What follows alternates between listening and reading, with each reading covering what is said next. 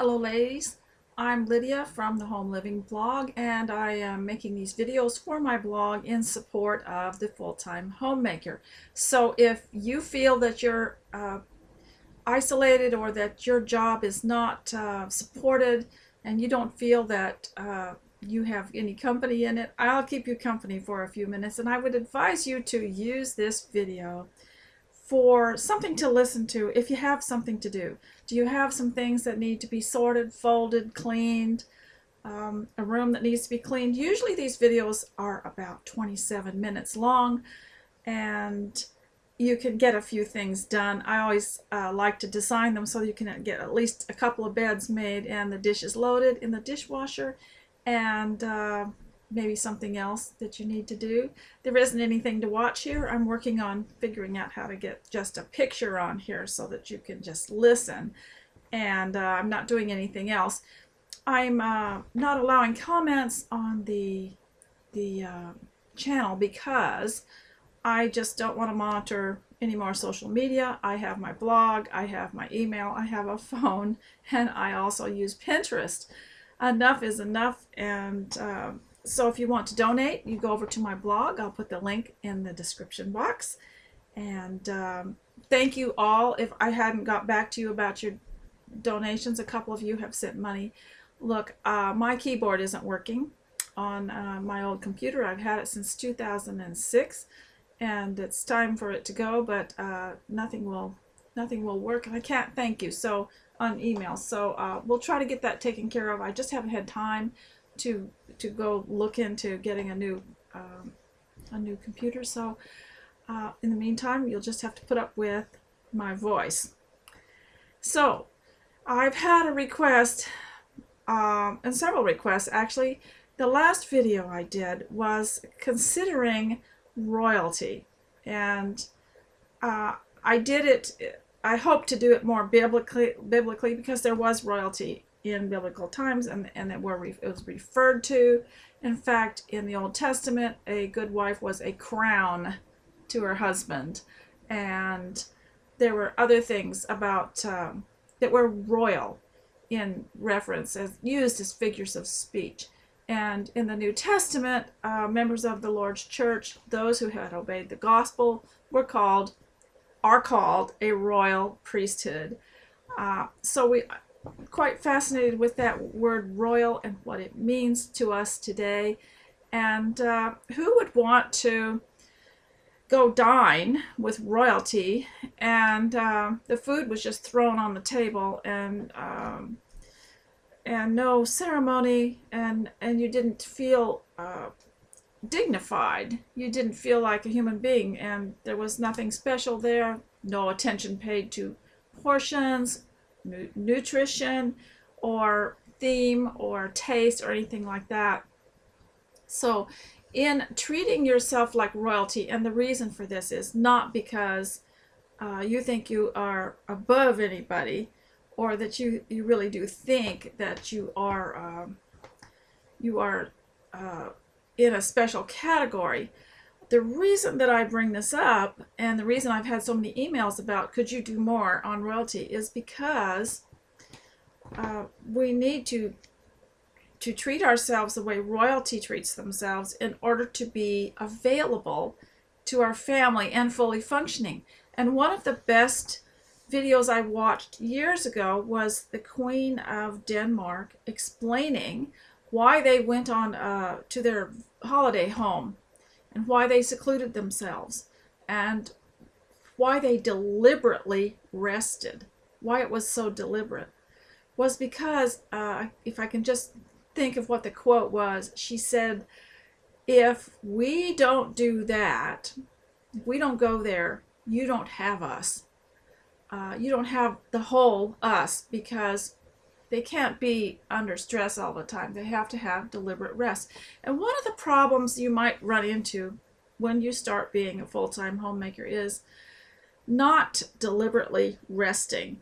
Many women, they don't rest until they actually crash, or until they get sick, because you don't realize that the home is so constant and it keeps you so busy, and there's so much to do that you could actually forget. And and you go to bed with you just have such a tiredness and an aching. You don't have to do that, because royalty refreshes themselves. And even the New Testament talks about refreshing yourself and being refreshed in the Lord. So take time out for prayer, a deliberate prayer, not just a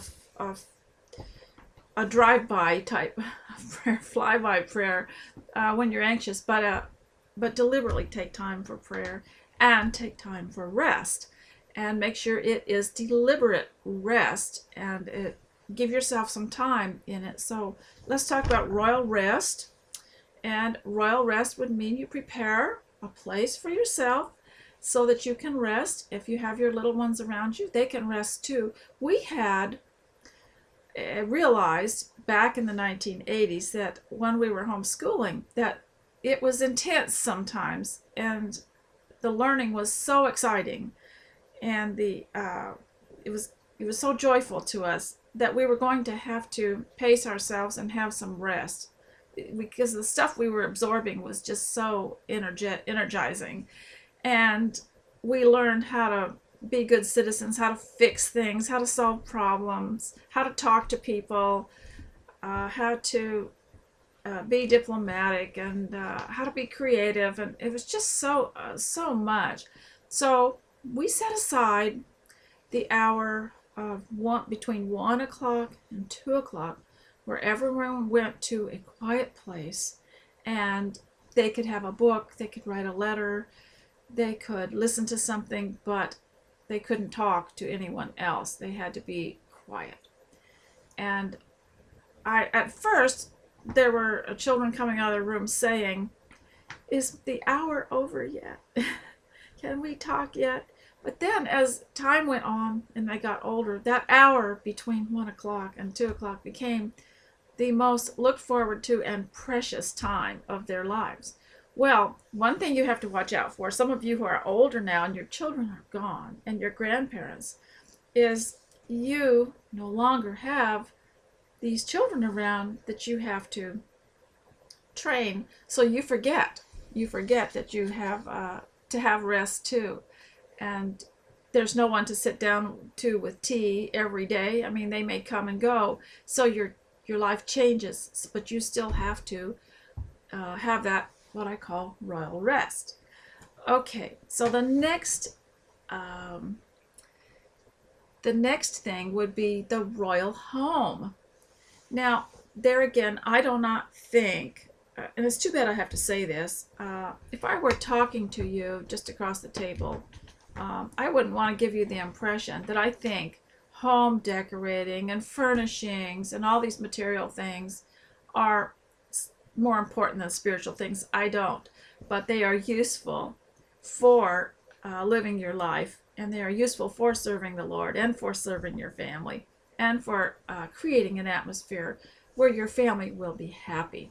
And some of you that might have trouble adjusting to being home all the time and feel restless and feel like there's just maybe something else that you need to do, you can't quite put your finger on it, might start alleviating that by creating the home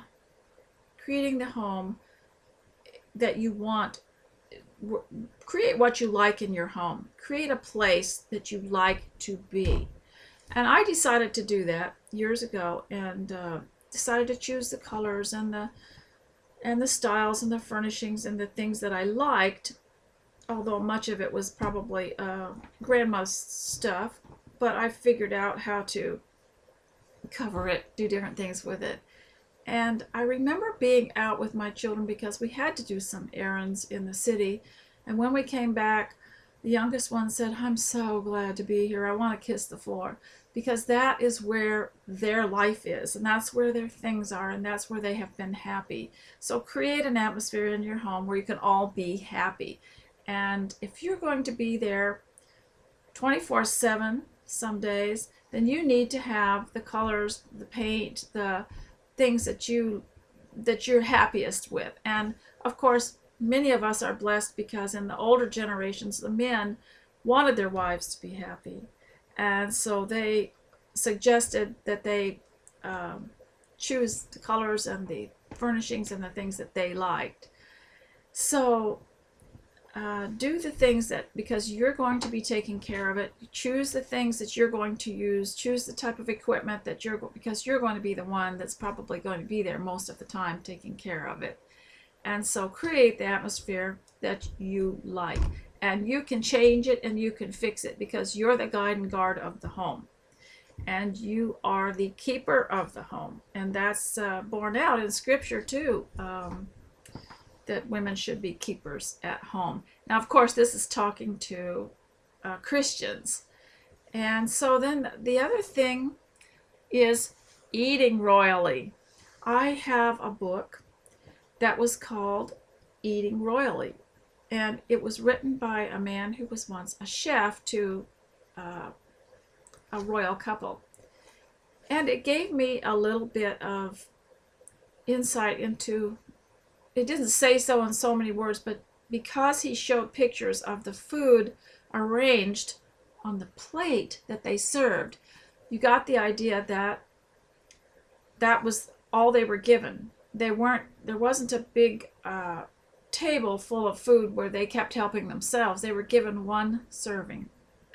And so that might be something you want to consider, that eating and dining are two different things. The royals dine, and there's something dignified about it, and they have polite conversation at the table. This is really important, because can you imagine the royals having dinner with other dignitaries and royals and then getting into a food fight or getting into an argument? You have to learn how to speak and eat at the same time, and how to say the appropriate thing. You know, your food digestion is affected by your mood and by what goes on at the table.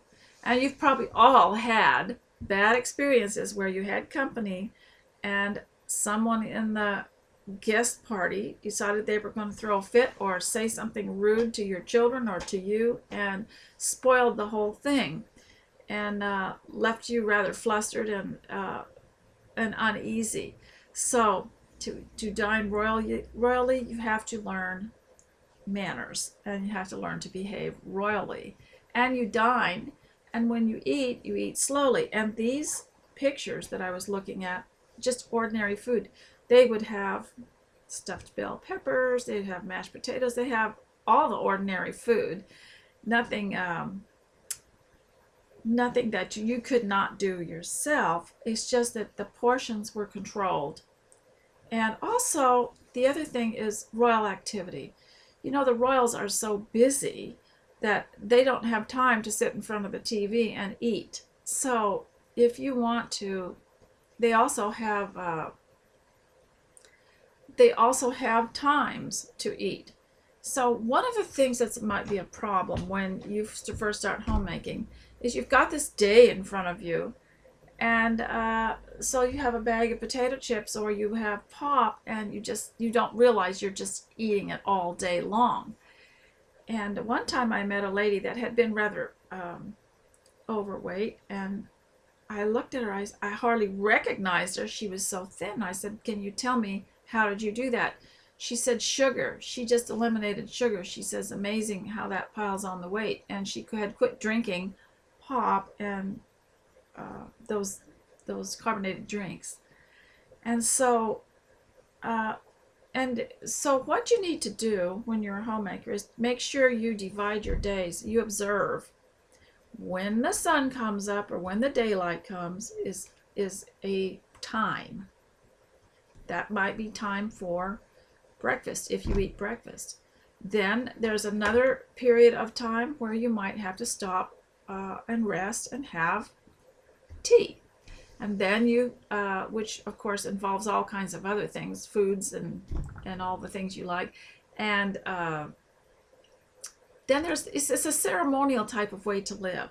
And then you realize it's afternoon and it's time for something else. And then there's evening. When you start to realize the times of day and the parts of day, and remember, in the olden times, people used to change their clothes. They'd have a morning dress, and then they'd have an afternoon dress or an evening dress. If you could think of these sections of the day as something really important, you might find that your mood changes for the better, knowing that the day is divided into sections. And you know, of course, God has done that. He's given us a morning, and He's given us a noon, and He's given us an evening. And it's rather exciting too, especially to think of how you might use meals and food to go with that. And so that's just a few ideas. Making your home a royal place, a place you'd like to be, eating royally, and now we come to dressing royally. And we've discussed this quite a bit on my blog. To have a new perspective to clothing, and to dress in a way that complements or is a little better than your circumstances because it lifts you up.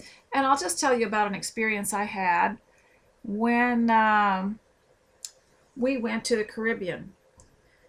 I was so shocked at how run down Antigua Barbuda was. I mean, sidewalks falling over, big cracks in them, stores that were like the doors were falling over off, and yet these people would dress up to go downtown to walk on the streets.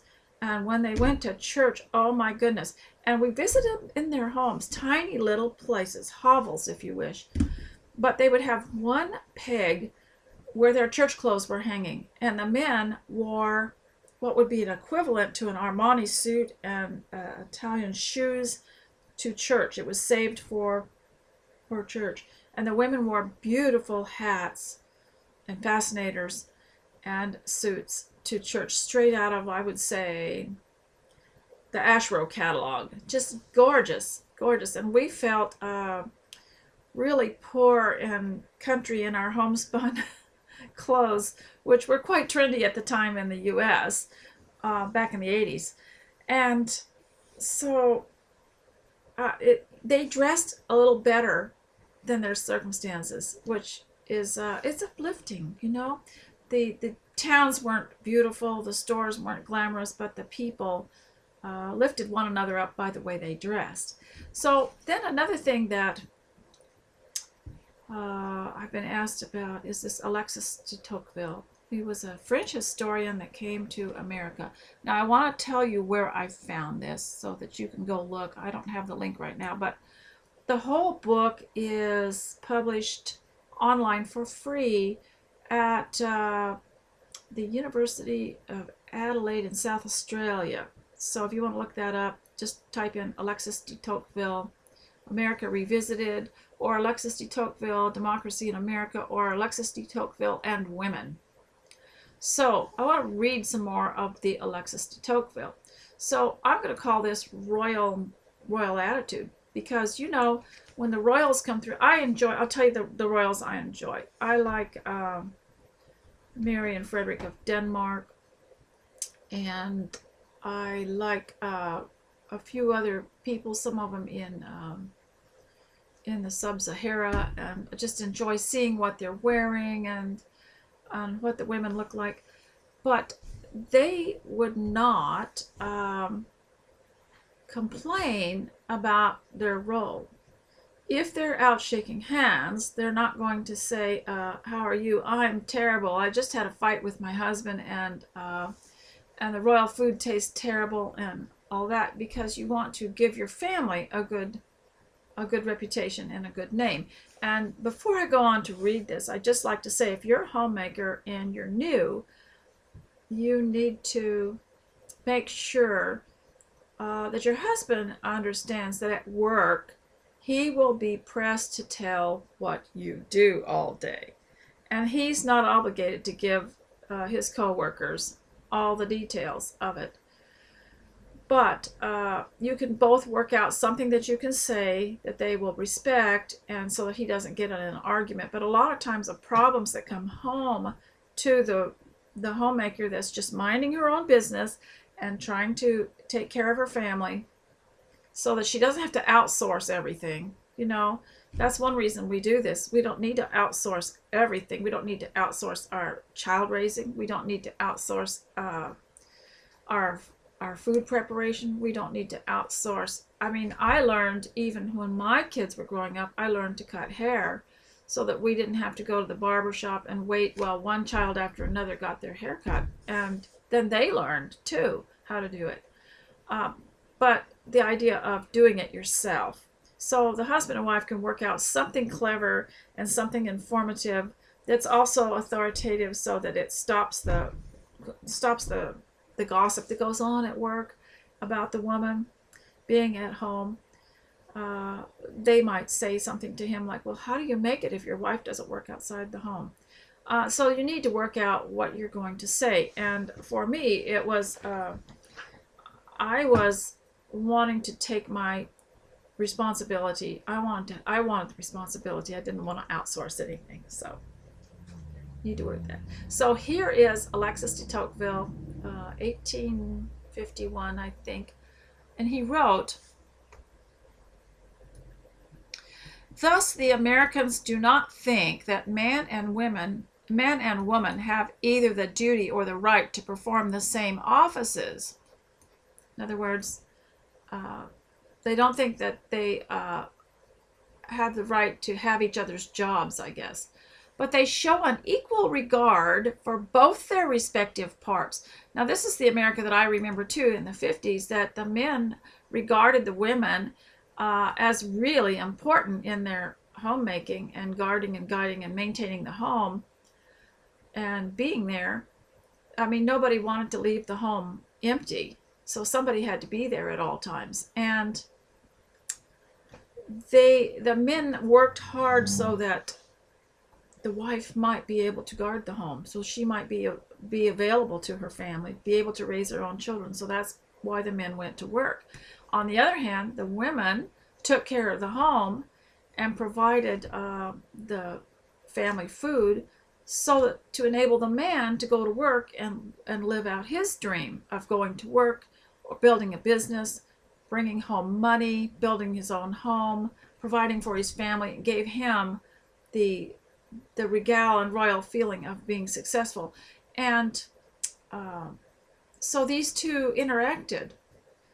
Anyway, and though their lot is different, they consider both of them as being of equal value. They do not give to the courage of women the same form or the same direction as to that of man, but they never doubt her courage.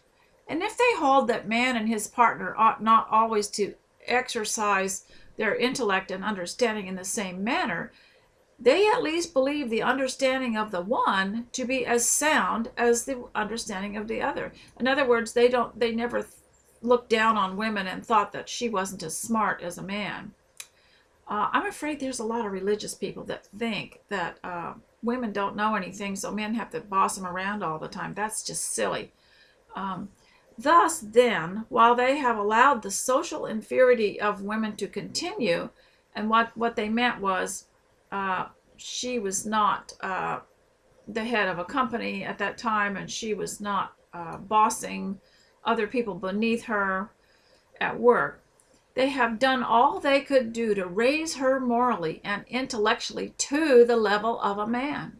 And he went on in some of the chapters talking about how educated the women were by their reading and how they taught their own children to read and write. And if that isn't intellectual, I don't know what is. But they did this before there were public schools. The women taught their children how to read and write and speak and be prepared for life. And in this respect, they appear to me to have excellently understood the true principle of democratic improvement. As for myself, this is de Tocqueville saying, I do not hesitate to avow that although the women of the United States are confined within the narrow circle of domestic life, and their situation is, in some respects, of extreme dependence, I have nowhere seen women occupying a loftier position. And if I were asked, now that I am drawing to the close of this work, in which I have spoken of so many important things done by the Americans, as to what the singular prosperity and growing strength of that people ought mainly to be attributed, I should reply to the superiority of their women. Now, isn't that beautiful? When women were loved and admired for being homemakers and being guides and guards of the home and helping making their men successful, that was the highest to be strived for. And he went on to say how proud the women were to be married to some of these men, even though in the pioneer times they would be leaving a softer life and going into a harder life. Still, they were resolute. They wanted to be there. And one time, years ago, I asked my mother, "Mother, you were only 18 when you married Daddy, and he took you up to such a hard life on the homestead in Alaska." And of course, she was Canadian, and she had already lived quite a hard life with her family because they lived in a house that was kind of like a sod house and had a dirt floor, but was packed really hard. And when they swept it, it was shiny. She said, it was a step up from where I was, and he was so adventurous, and I was so much in love with him, and I didn't care, and I didn't know any better. So she did have a very hard life, but she always found something to be cheerful about. And so this is another thing too, is they didn't complain as much. There was something else in de Tocqueville that I forgot to get the paper up here where I could read it. De Tocqueville was saying about these women was that even though their life was hard, they would not want to admit defeat. And it made me think of the modern American woman and how easy it is for her to have defeat or feel defeat or be defeated. But these women were determined. And of course, there's a lot against women today, too. There's the threat of losing their homes or getting a divorce. And but in those days, they depended on one another for each other's success. So it's a little different today. And yet, if you want to be a homemaker, you can succeed, and you can have a new perspective of determination on it. So now let's talk about dressing royally. And we've had, just as you would be careful what you reveal to the public about your role at home, you want to give it a good light, you want to give it positive, you want to make sure that they know that it's working for you. You also have to be careful what you reveal in the way you dress. Now, what I mean by that is you can reveal that you don't care what you wear. It's not clean, it's sloppy, colorless. Some of the newest styles are not really flattering to women. Or you've got to be careful what you reveal about how you feel about clothing. Do you really think that it has any effect on other people or on you? Well, clothing is mentioned many times throughout the Bible, and it does talk about royal robes and uses them as a figure of speech to indicate the soul. And also in the Old Testament, in order to go to worship, God required that people have special clothing for worship. It had to be clean, it had to be a certain length and all that, and they couldn't show certain parts of their body. And so carrying that over into the New Testament, we have a greater Savior and a greater family and a greater freedom than they did in the Old Testament. So we should dress in a way to praise the great gift that we have of Christ. And there's so much discouragement in the world that just that simple change of clothing, that's something you can control. Just that simple thing, that is one thing you can do, is change uh, the way you dress in order to feel more dignified and happy. And the important thing is that you behave in a way, and you dress in a way, and you eat in a way, and you create your home in a way that's dignified for your family. And so it's a hard adjustment to many people who have grown up in institutions and they're getting up in the morning and they've got to go somewhere else. It's going to be hard unless you divide your day, unless you dress for it, and unless you realize that the main points of your of being home is to take your full responsibility and to be the CEO of your home. So keep writing to me, giving me some ideas, ask me some questions. Maybe I'll have an answer. Everybody's curious about my hair and makeup, so I will put that on my blog and show you a picture of it and where it comes from. And I don't know what the big deal is. And they also want to know my age. Well, you know how you used to be able to find the age of a tree by cutting a slice out of it and counting the rings? You could probably count the rings in my neck and figure out how old I am. But I am 23 months away from being 70. But isn't 70 the old, the new 50? I don't know. But I'm not going to be defeated. I've still got a lot to do. There's a lot I want to do. And so I hope that you got something done while you were listening to this and that you weren't just watching the video. So until next time, please have a wonderful day. Enjoy your home and spend some time thinking about how to make it the way you want it to be. We'll talk more about that some other time. So God bless you, and I'll see you next time. Bye.